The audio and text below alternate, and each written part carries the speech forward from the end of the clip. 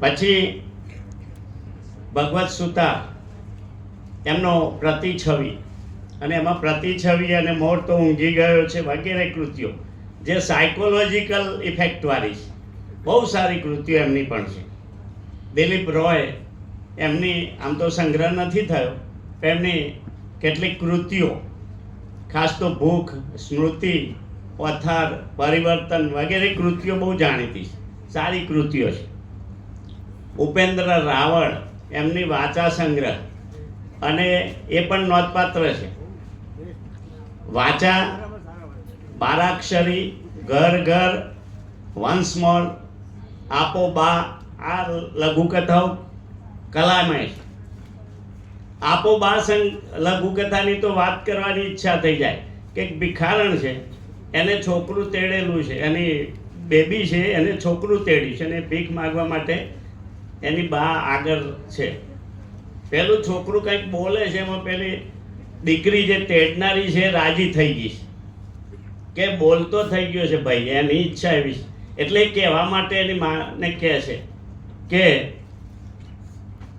બા એમ કે ભાઈ બોલ્યો, એમ પહેલી વાર બોલ્યો છે, અને પહેલી વાર બોલતો હોય તો આપણને આનંદ થાય છે, પછી મોટો થાય તો આપણે અટકાવીએ છીએ કે તું બોલતો બંધ થા બાપા. પણ ફર્સ્ટ ટાઈમ બોલતો હોય માણસ ત્યારે આપણને આનંદ થાય છે, આખા ઘરનાને આનંદ થાય. તો પછી એની મમ્મી પૂછે છે કે ભાઈ શું બોલે છે, તો એ બોલે છે કયા શબ્દો, આપો બા, અને ત્યાં લઘુકથા પૂરી થઈ જાય છે.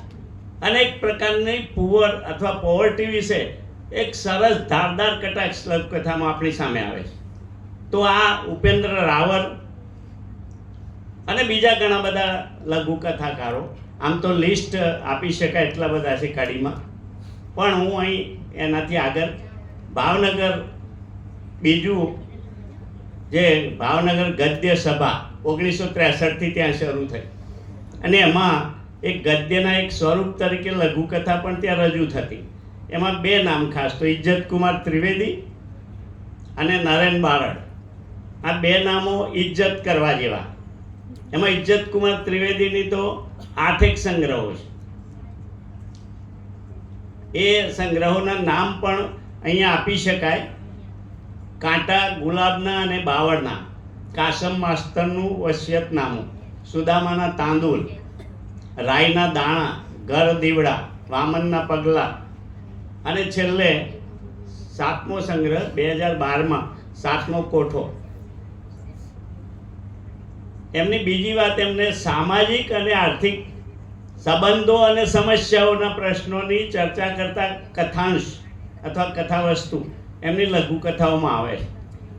એટલે એ બધી જ લઘુકથાઓનો એક સંપાદન આપણે માનનીય સુનીતાબેને કર્યું છે, મીઠા જળનો લોટો.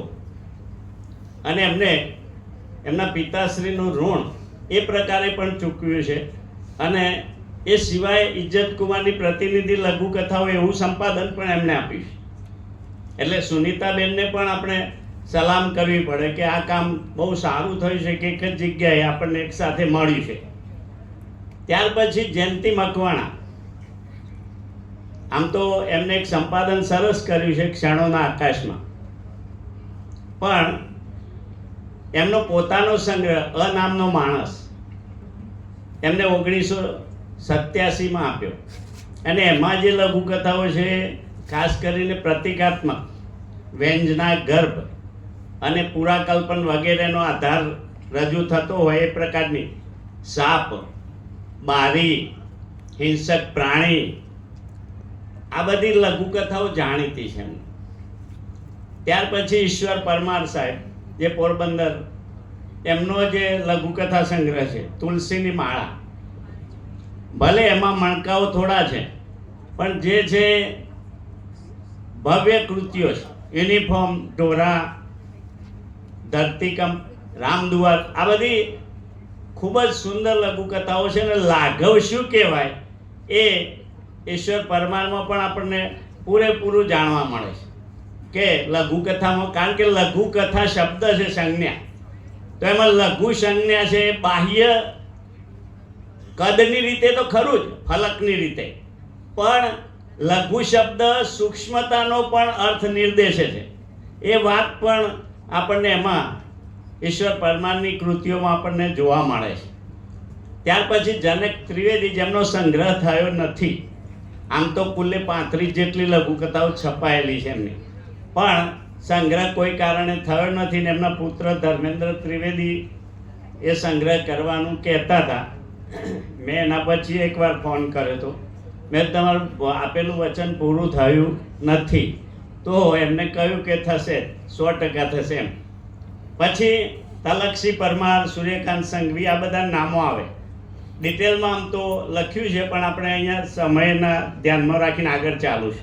પ્રફુલ્લ રાવલનો એક સંગ્રહ નાજુક ક્ષણ 1987માં પ્રગટ થયો, અને એની લઘુકથાઓ કાવ્ય સદસ્ય, એટલે પોએટિક એલિમેન્ટવાળી ભાષામાં પ્રોઝ એ પ્રકારનું છે.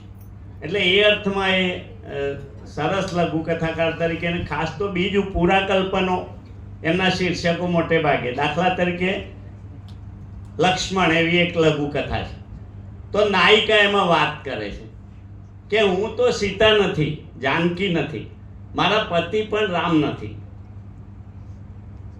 પણ મારા દિયર તો લક્ષ્મણ છે. ઘણી બધી વાત એમાં આવી જાય છે. એ રીતે કુંતી, ગાંધારી, આ બધા મહાભારતના પાત્રો શીર્ષક તરીકે આવે છે, ને એમાંથી આ પાત્રોના લક્ષણો આપણને ખબર હોય છે કે ગાંધારી એટલે શું અથવા ધૃતરાષ્ટ્ર એટલે શું, તો એના કારણે આપણને લઘુકથા એક જુદા જ આયામ ઉપર લઈ જાય છે. ત્યાર પછી બે સર્જકો એટલે કે પ્રેમજી પટેલ, તો એમના વિશે આમ તો 9 સંગ્રહો થયા છે, જેની વાત આ સાહેબોએ કરી દીધી છે. માત્ર એક વાક્ય મણિલાલ હ પટેલનું મૂકી અને આગળ ચાલુ છે. લઘુકથાના મુખ્ય 4 લેખકો છે, એક પ્રેમજી પટેલ એમાં નામ મૂક્યું છે, એ અર્થમાં એની વાત પૂરી થાય છે. પછી હરીશ મહુવાકર, હરીશ મહુવાકરના જે સંગ્રહો છે એમાં પ્રતિ સંગ્રહ 2000માં પ્રકાશિત થયો. એ સંગ્રહ એમને પોતાની જ કૃતિઓ છે. પછી અમે અને ફરીથી એવા 2 સંગ્રહો થયા. અમે 2005માં, ફરીથી 2016માં. આ બંને સંગ્રહો પતિ પત્ની એટલે નસીમ મહુવાકર અને હરીશ મહુવાકર, એ બંનેના સંયુક્ત સંગ્રહો છે. 25 લઘુકથાઓ બંનેની છે. અને માત્ર ફરીથી 2020માં મનાલીની હવા એવો એમને સંગ્રહ કર્યો. એમ કુલ 4 સંગ્રહોમાં એમની કૃતિઓ લગભગ 175ની આસપાસ કૃતિઓ એમની છે.